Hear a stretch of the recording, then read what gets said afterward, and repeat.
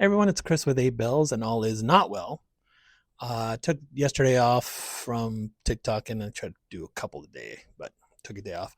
Went to the event, the Watch Time event on Friday. I had a couple of was planning to give you a bunch of content, and then my battery died, and I didn't have a battery backup. So that's how great of a social influencer I am.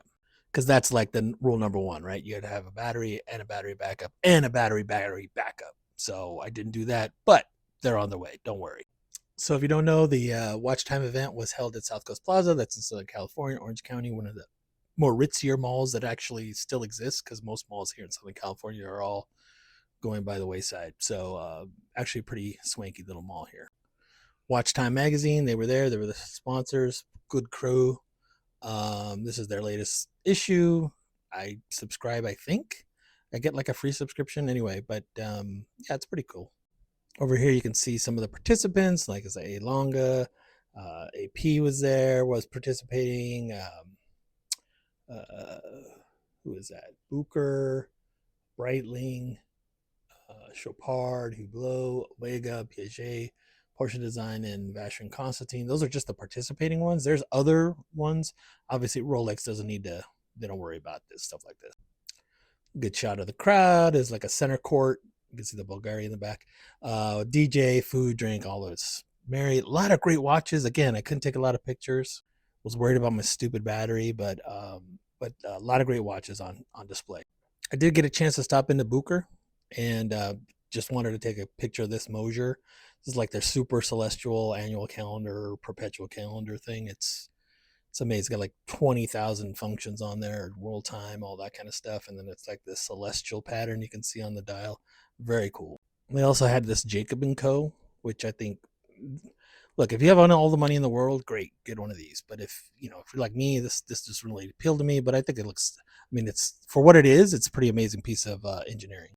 My wife says I never do anything for the ladies, so I went to Piaget, and I like Piaget. I like them as a brand. On the secondary market, not on the retail market. But anyway, this was a cool watch. I thought this was very nice, very well done, different shape. Again, my thing is like not trying to be something else. This is very unique and I think specific to Piaget. This can go either way, but I thought it was funny because it's like here's this bust down, blinged out freaking dial. I mean, what, you can't even tell what time it is here. You do all that and then you put it on this like rubber strap, and I was like thinking like, well, that's means you're rich, but you're casual. Like when they started wearing jeans with suits, like suit tops, or now it's sneakers. Now people wear sneakers with suits, so it's kind of like that vibe, I think. So the one thing that I did find out, so Tudor wasn't one of the participating boutiques, and it's probably because there's a Booker, and that Booker owns not only the Tudor, but they also own the Rolex and Breitling. Even though Breitling was a participant, for some reason Tudor didn't participate. I guess they don't need them either because they're part of Rolex. But the AD told me that it's not, even though it's not official, although there's stories out there now. If you Google it, you can find the stories. But this watch is no longer for sale. Well, and the reason why is because some of the dials are cracking. So the white dial, the opaline, what they call the opaline dial, is cracking on these. And the only reason I bring that up is because I know there's a lot out on the secondary market. So these are being recalled, by not actively, but like if you bring it in, Tudor will take it, and then I don't know what they do, because if it's only some dials that have cracked, not all of them.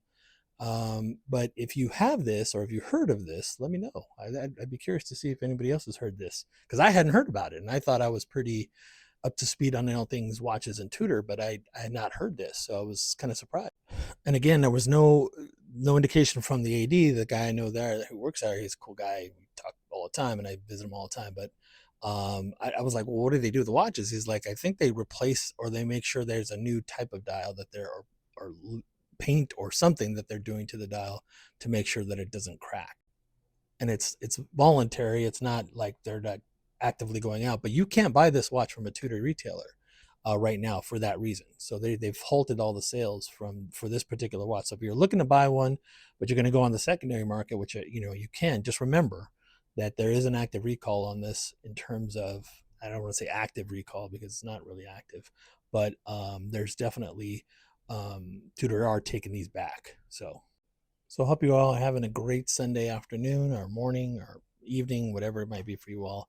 I'm on the West Coast, but and more to come on some of the dealer stuff. Interesting tidbit about the Tudor stuff. I hadn't heard about that, but take care, and I'll be back again soon. Take care.